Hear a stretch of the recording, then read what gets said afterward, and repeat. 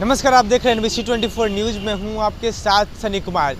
10 तारीख यानी कि कल राजद की राष्ट्रीय कार्यकारिणी की बैठक होनी है और जिसमें कई एजेंडों पर मुहर लगेगी। और जैसा कि कल हमने आपको खबरें दिखाई थी और बताई थी कि कल शाम तक लालू यादव पटना आ सकते थे, ऐसी खबरें हमने आपको दिखाई थी और बात सही साबित हुई। राजद सुप्रीमो लालू प्रसाद यादव पटना पहुँचे और पटना पहुंचने के बाद अब अटकलें लगाई जा रही है कि लालू प्रसाद यादव शामिल तो होंगे ही अब राष्ट्रीय कार्यकारिणी की बैठक में, साथ ही साथ कई एजेंडों पर मुहर भी लगेगी। इन तमाम चीज़ों को लेकर हमने बातचीत की राजद के नेता श्याम रजक से। उन्होंने क्या कुछ बताया है, कौन कौन से एजेंडे पर मुहर लगेगी, साथ ही साथ लालू प्रसाद यादव पटना पहुँचे हैं और मुख्यमंत्री की यात्रा को लेकर क्या कुछ कहना है उनका, आए आपको सुनाते हैं। ऑन शेड्यूल होता है।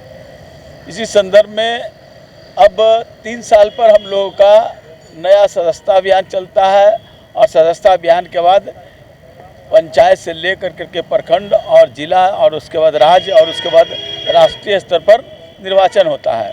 ये सारी प्रक्रियाओं का शुरुआत होता है तो राष्ट्रीय कार्यकारिणी से इन सब का लिया जाता है उनसे आदेश। तो राष्ट्रीय कार्यकारिणी में है उसमें निर्वाचन जो बनेंगे पदाधिकारी उसका भी घोषणा बनी, उनका चयन होगा। उप जो हमारे होंगे निर्वाचन में उसका भी चयन होगा। उसके बाद शेड्यूल जाएगा कि कैसे कैसे चुनाव होना है, उसका भी होगा।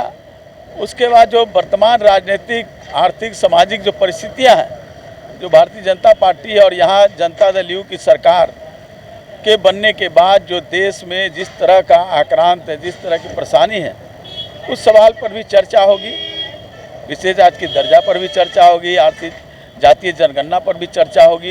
इन सारे चीज़ों पर चर्चा होगी और हमारे राष्ट्रीय अध्यक्ष जी उद्घाटन करेंगे और उसका फिर सम्मेलन होगा। नीतीश जी फिर यात्रा पर निकलने वाले हैं, कोविड के बाद फिर अब यात्रा फिर भागलपुर, बेगूसराय और जम्मू में यात्रा करना चाहिए। प्रधानमंत्री को बनना है, अगर मुख्यमंत्री हैं तो उनको तो यात्रा देश का मणिपुर में चुनाव करवा रहे हैं तो मणिपुर में उनको जाना चाहिए।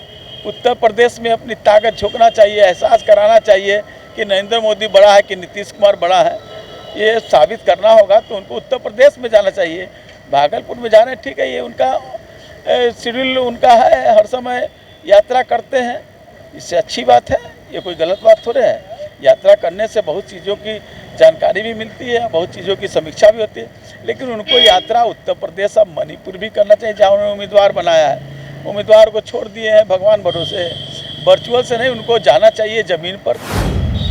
तो आपने सुना किस तरीके से श्याम रजक ने साफ तौर पे बता दिया है कि लालू प्रसाद यादव पटना पहुंचे हैं और जो भी एजेंडा होगा उन तमाम बातों को रखा जाएगा और एजेंडों पर मुहर लगाई जाएगी।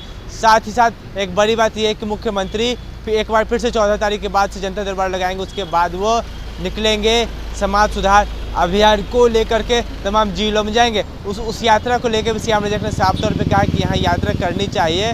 अगर प्रधानमंत्री बनना है तो मुख्यमंत्री नीतीश कुमार को मणिपुर भी जाना चाहिए, यूपी भी जाना चाहिए, जिन तमाम राज्यों में भी चुनाव हो रहे हैं और जहाँ जहाँ जदयू चुनाव लड़ रहा है वहाँ भी जाना चाहिए।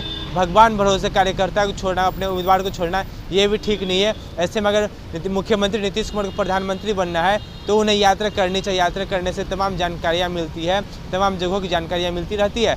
ऐसे में श्याम रजक ने क्या कुछ प्रतिक्रिया दी हमने आपको सुनाई है, लेकिन इतना तो तय है कि उत्तर प्रदेश चुनाव हो, उत्तराखंड चुनाव, 5 राज्यों में जहाँ चुनाव हो रहे हैं वहाँ पे जदयू को कुछ राज्यों में चुनाव लड़ रहा है और जो नतीजा आएगा देखने वाली बात होगी। हालांकि उत्तर प्रदेश का जो चुनाव है इसको लेकर लगातार भाजपा जदयू में अनबन देखने को मिल रही थी और जब भाजपा ने सीट नहीं दी गठबंधन में तो जदयू खुद से अपने उम्मीदवार उतार दिए हैं और भाजपा के खिलाफ में चुनाव लड़ेगा।